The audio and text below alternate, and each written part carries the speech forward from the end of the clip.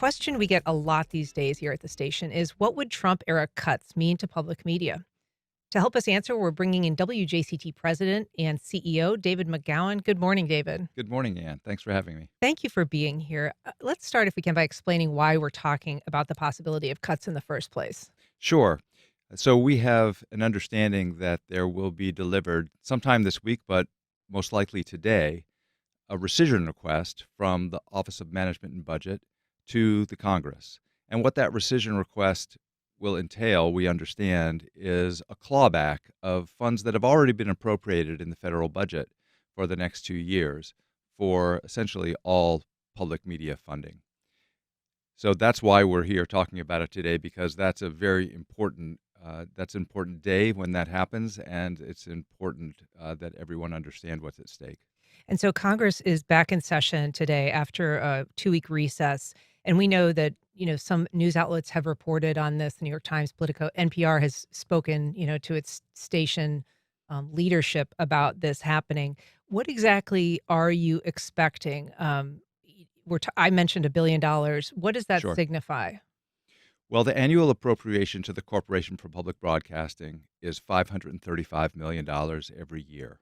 As I mentioned, the rescission request is for funds that have already been appropriated, and that's because public media funding is provided on a 2-year forward funding basis. And that's because in the original Public Broadcasting Act of 1967, Congress foresaw that this funding could be subject to political pressure.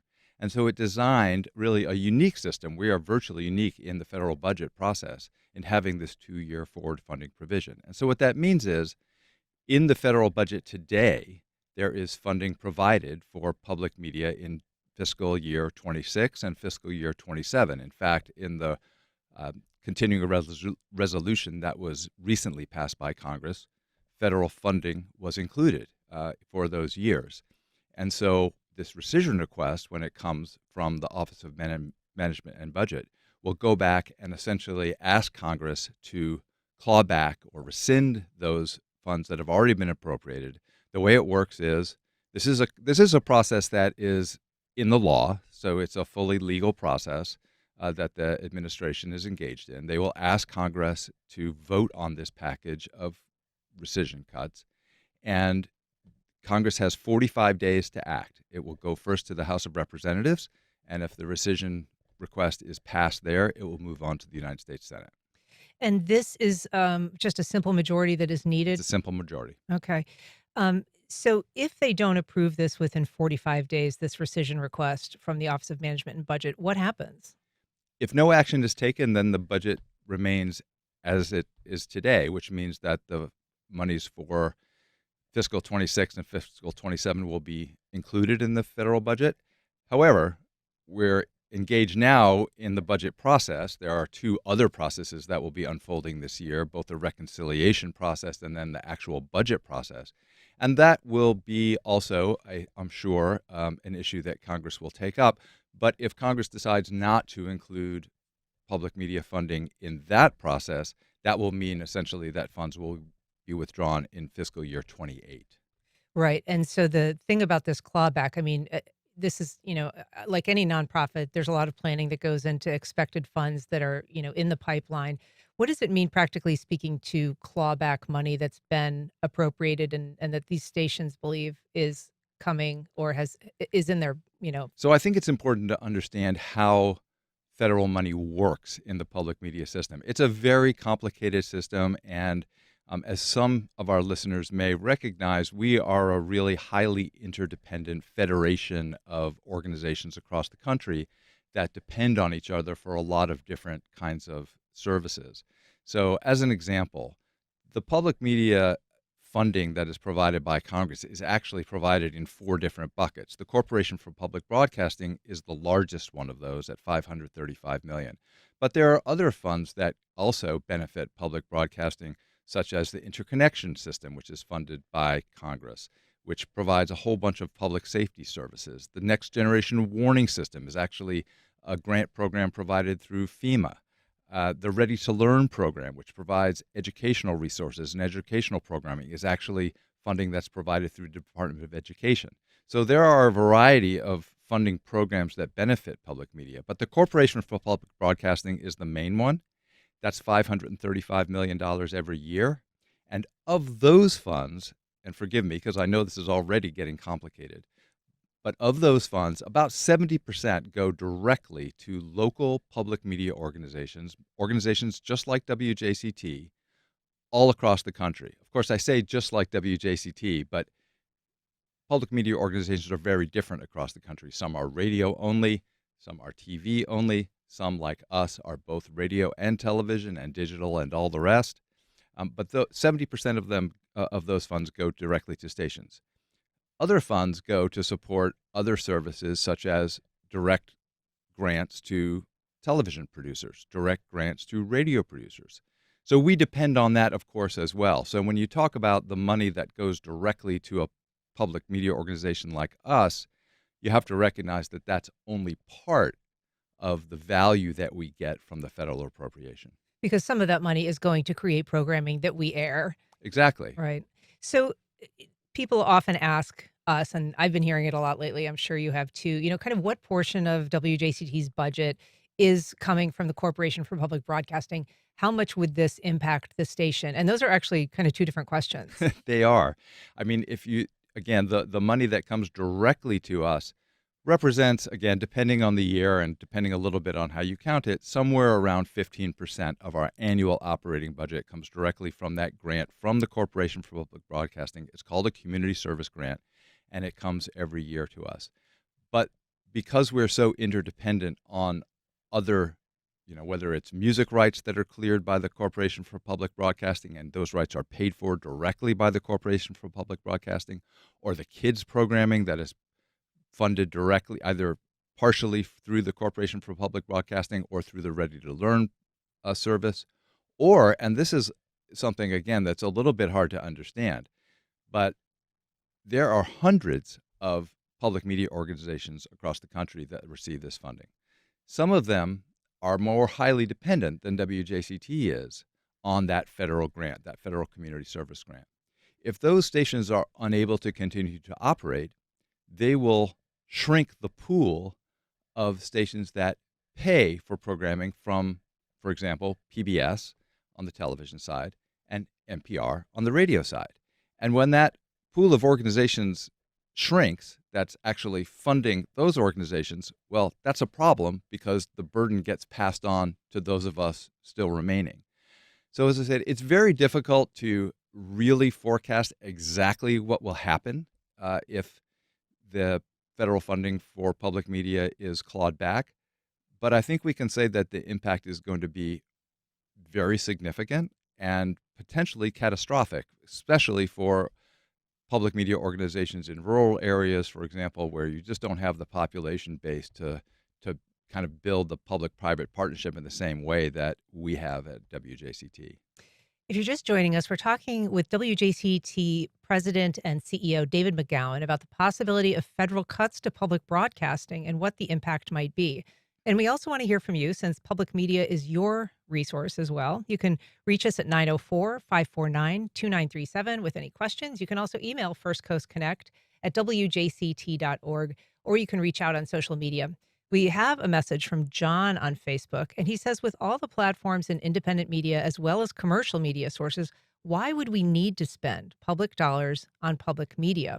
He says it's a relic of the past that has a liberal slant and often borders on propaganda. And I'd like to ask you about that, but I also want to notice that this is coming kind of on the heels of some very bruising hearings that PBS and NPR sat through, Right. that were part of the House Government Oversight Committee on Delivering Government Efficiency, kind of the DOGE function. And I want to listen to a little sound from that because the chair of that committee, that subcommittee, Marjorie Taylor Greene, and her colleague James Comer both had sort of similar critiques of NPR and PBS. Let's listen to what they had to say. NPR and PBS have increasingly become radical left-wing echo chambers for a narrow audience. PBS News is not just left-leaning, but it is actively uses taxpayer funds to push some of the most radical left positions I don't even recognize the station anymore. So as we said, that's Marjorie Taylor Greene, James Comer talking at that hearing, and there were sentiments among their Republican colleagues, very similar to that throughout the hearing. Sure, and I want to address both of the points that were made by the person who wrote in. One of them is that we have no reason to exist anymore in a media environment that has loads and loads of platforms. And I think I understand that perception, but I think it's really important to understand what makes public media unique. And one of the things that I believe firmly about the federal funding for public media is that it's actually what makes us public. We have certain responsibilities that come with that funding. One of them is actually to provide service across the entire country, including a lot of places where media services are just unviable, particularly broadcast media services that depend on reaching population. Public media stations and services reach 99.7% of the American population. And that's because we operate without commercial imperatives. We operate with one thing in mind, and that is serving everybody. And all of those services that are provided over broadcast platforms, and most of them that are provided through digital platforms, are offered free of charge.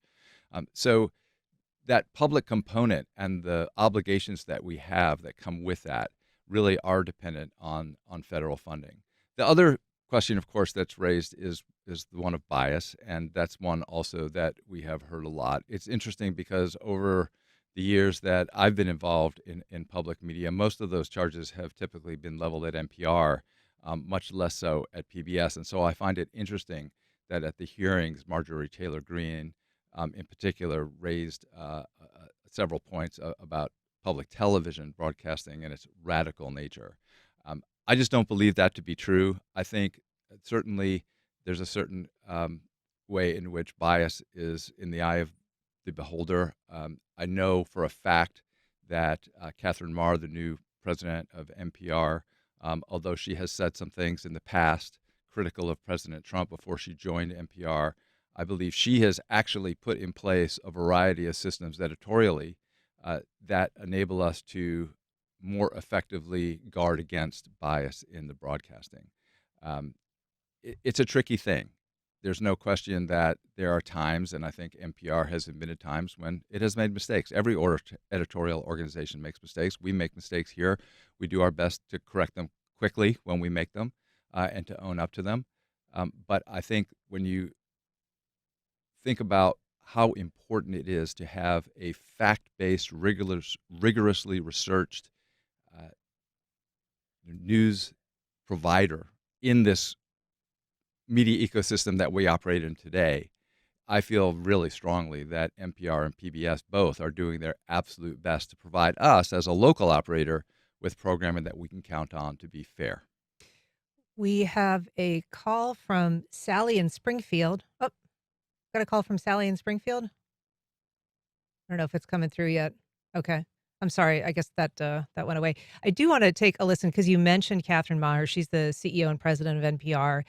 She also was joined by Paula Kerger, who's the president and CEO of PBS. They both spoke at those hearings. Let's just take a little listen to what they had to say.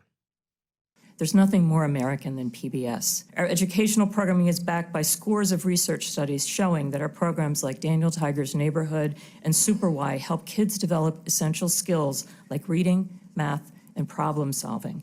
Recent independent polling found that more than 60% of all Americans and more than half of Republicans trust public broadcasting to deliver fact-based news. It correlates with higher rates of civic engagement, greater civic cohesion, and economic advantages, such as better municipal bond ratings.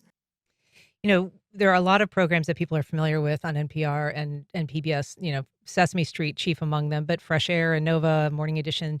These are popular programs. And yet we know that there's been a lot of popular programs that have been cut via executive order under this administration, everything from, state parks to NOAA, possibly even the National Gallery of Art now.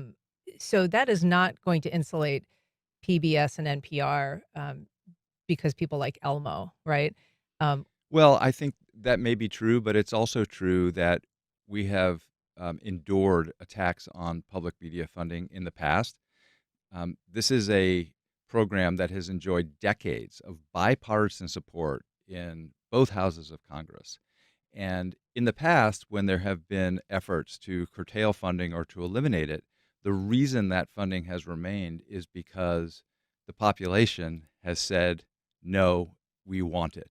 This is important to us. It costs us $1.60 for each of us as Americans to support this program, and we find it valuable in our lives. We think that the education programming that is provided through PBS is invaluable and it's unique. 72% of all children 2 to 8 years old across the country use public media programming to supplement their education. Less than half of kids are in preschools.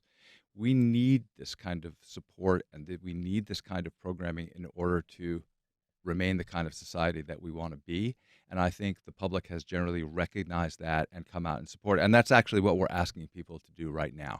Now is the time to let your voice be heard. If you are one of those who is listening to this program who says, you know, what public media does across the country, what WJCT public media does right here in Northeast Florida is valuable, and it needs federal support in order to keep it whole or to keep it going and progressing, go to wjct.org/protect, and you can find the way very easily to just, it takes you 5 seconds really to just contact your member of Congress and let them know that. We do have now Sally from Springfield on the line. Good morning. Sally, go ahead. Yes, good morning. I just wanted to point out I definitely support National Public Radio, and there's many people who are low income who can't afford to get cable TV. So having a radio station that you can listen to a diverse number of programs, First Coast Connect, Marketplace, Fresh Air, is really important to keep low-income grown-ups in touch with what's going on with the world. And to just comment on the objections that people may have that they don't want to support a liberal program. If you buy a cable news package and you really don't want to watch Fox News, you're still paying for it. So you are also supporting a program. We all have to chip in for things that we might not really like, and that's the beauty of America.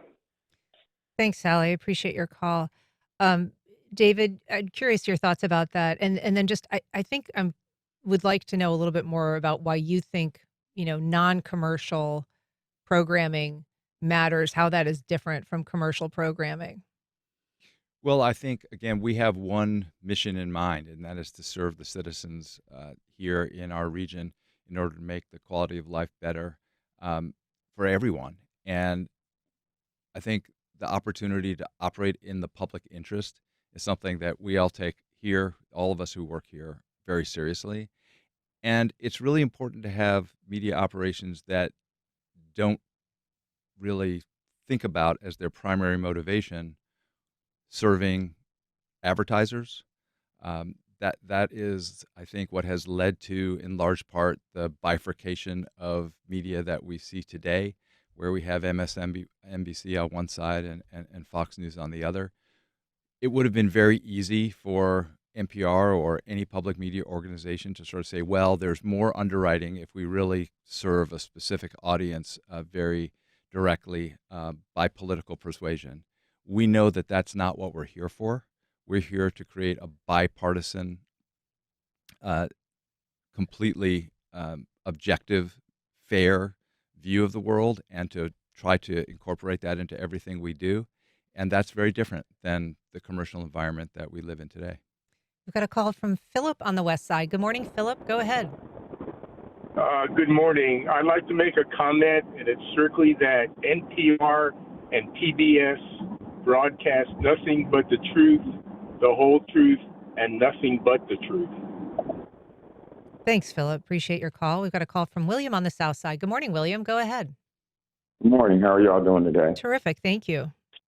This is a great conversation because I think since the first administration with Trump, there was efforts to silence PBS and NPR, which were not successful, but they did cause a lot of problems. My question is, who in the federal government, and you may have addressed this already, is supporting PBS and NPR in a way that their funding is not cut or deviated. Because if you look at the historical aspects, and I hate saying this word, of dictatorships, they wanted to silence public radio. They wanted to silence the newspapers. So we see another repeat of history in this attempt against the services that PBS and NPR provide. So who in the government that you can say or talk about is actually in support of these efforts to keep these resources we really need? Thank you for your comments. Thanks, William. I'm curious at your answer to that, and then just also kind of what we know about the public's level of support for public broadcasting. Sure. So I want to emphasize again, and thank you for the question, that we have enjoyed bipartisan support, both here in Florida at the state level, the state legislature, and in the federal government. And that support is in Congress, and that's what we are dependent on now is a congressional vote. I think, we can clearly see that the environment now on the Hill is different than it's been in the past. And so we understand that the Republican caucus is very interested in serving the agenda of the current Trump administration. And so we know that there will be pressure on Congress that there perhaps has not been in quite the same way before. But we do have advocates in Congress, just as we have in the State House here. And here in Florida, we've had a Republican-controlled legislature for some time, and yet they have continued to support state funding for public media. It's not as large as the federal funding, but it's still significant to us. And that's really important. I think it's important to recognize that both sides of the aisle have recognized the value that we provide. Of course, folks sometimes get upset about news stories that they may hear that they feel they disagree with for whatever reason. And we understand that. That's part of the news business. Every news organization that I've been a part of, and I've had experience both, in commercial news organizations and now in public media news organizations. And no matter what you do, you're always subject to folks who may disagree, may think that you treated them unfairly, whatever that case may be.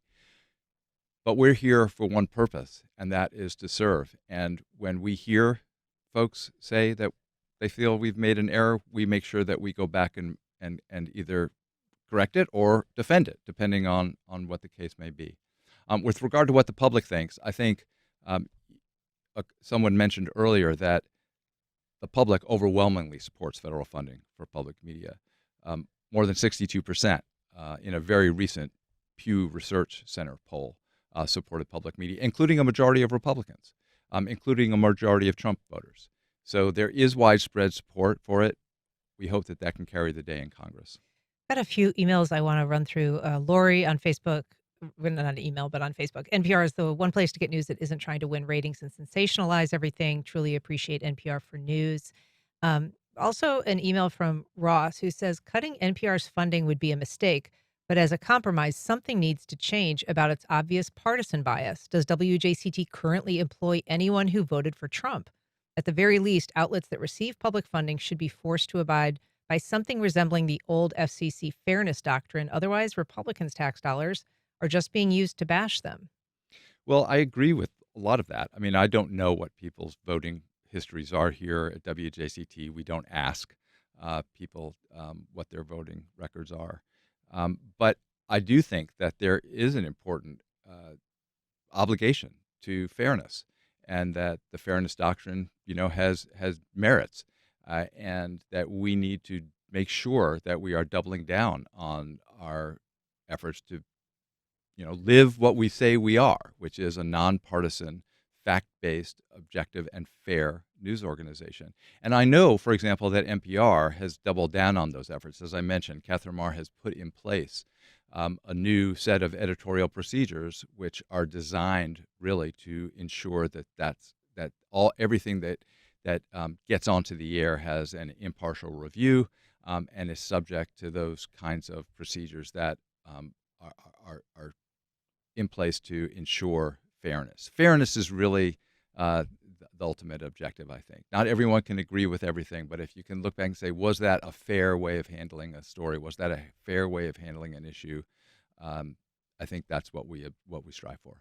How has the changing media landscape impacted perceptions of public media? I mean, there was a time when you mentioned, the MSNBCs, the Fox Newses, those didn't exist in Right. any, significant form, and they're so prevalent now. Has it changed how people view bias? Has it changed how people kind of the metric that they use to judge something like public broadcasting? Well, I think the challenge that we have and that we all have as citizens here is that we're increasingly reading, watching, listening to news that tends to be what we agree with.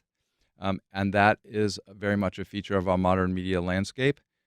We try to bring people views that they may not agree with.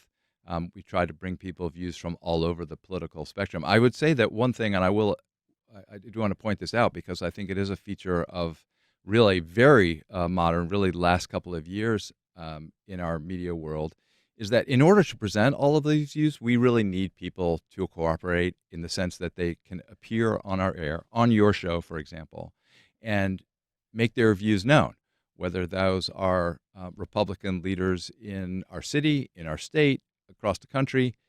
We need their participation. We need them to go on the air, be interviewed, and explain why they're doing what they're doing. When they don't do that, it leads to the perception that we are only representing one side, even though I can assure you, and you know better than I do, Ann, that we make those invitations every single day. We try to get those folks on our air Sure. every single day.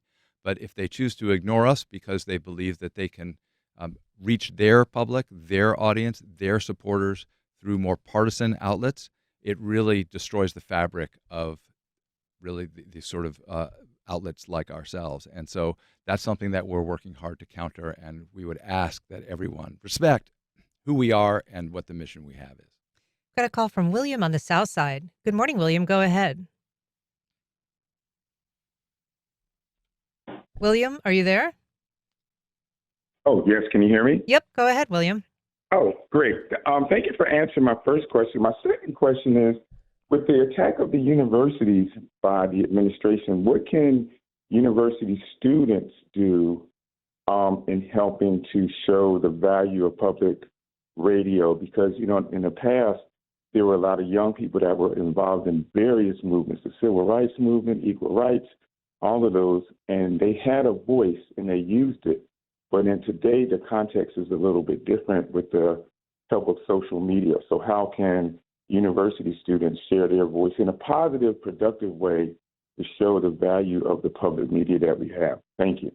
Thanks, William. Well, that's a great question. And I think one of the challenges that we have in this media environment that is increasingly dominated by, especially for young people, by social media services, TikTok and so on, is making sure that that these nonpartisan, fully researched, fact-based information is available to them in those places.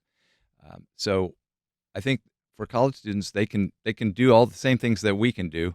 They can let their congresspeople know. They can let their friends know that these services are important to them. Increasingly, we reach folks on those services, and they may not even know that they're coming from us, right? We have a service called Jacksonville Today, which is a digital news service. We're operating on most of the social media platforms, and folks may not recognize that those are services that are coming from this organization. So part of it is that old media literacy thing, is try to figure out actually where you're getting your information, and understanding that the information that we're putting out there is maybe a little bit different in form and value than some of the others, and then make your voice heard. I want to take a call from Christine in Palm Coast. Go ahead, Christine. Hi, good morning. Pardon me. I asked the public library here to order Red Scare by Clay Ryson.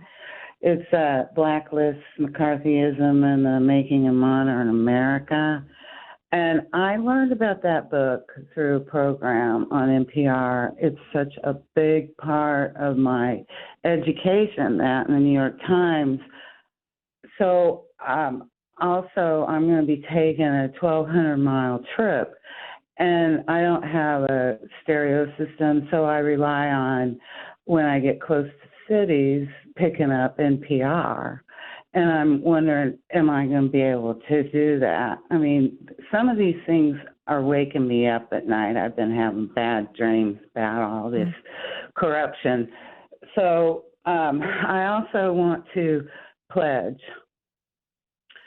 Oh, that's nice of you, Christine. This is not actually a pledge drive per se, Right. but David, I mean, we can, I guess, always Sure. If you redirect. go to WJCT.org/protect, you'll find an opportunity to donate right there. So, in addition to contacting your Congress folks. So, but I also want to pick up on something that caller said, which is that they learned of something, right? That they chose then to go to their library and find a book or whatever. I mean, I can't tell you the number of times that I have heard something on our public radio station and said, I didn't know that. That's interesting. Let me go find out more about that. Mm-hmm. It's such an important trigger to our curiosity, right? It's so valuable for those kinds of moments that we all have with all of the services that we provide. And yeah, that is under threat. I mean, I don't want to be a catastrophist about it, but I do want to clearly say that federal funding is the base funding. And the other thing that I think is so important, and why is it different than things like the NEA? Why is it different than some of the other things that you mentioned that are also under threat? One of the reasons it's different is because the federal funding for public media has provided the base funding for the most successful public-private partnership, in my view, in American history.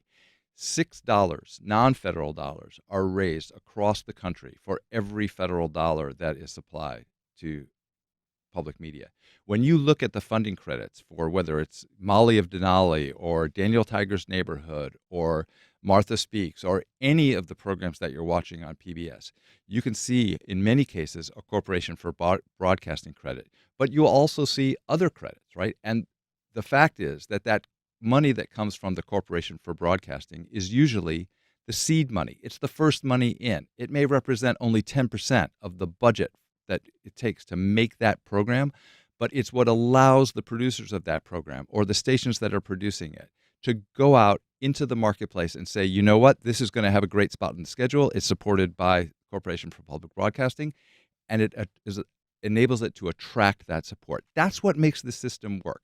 That's why federal funding is so important. It's not that there's not other money in the system, but that 15% is the base. All right. Well, David McGowan, it is a pleasure to talk to you about this. For people who are interested in supporting public media, you can, of course, go to WJCT.org/protect.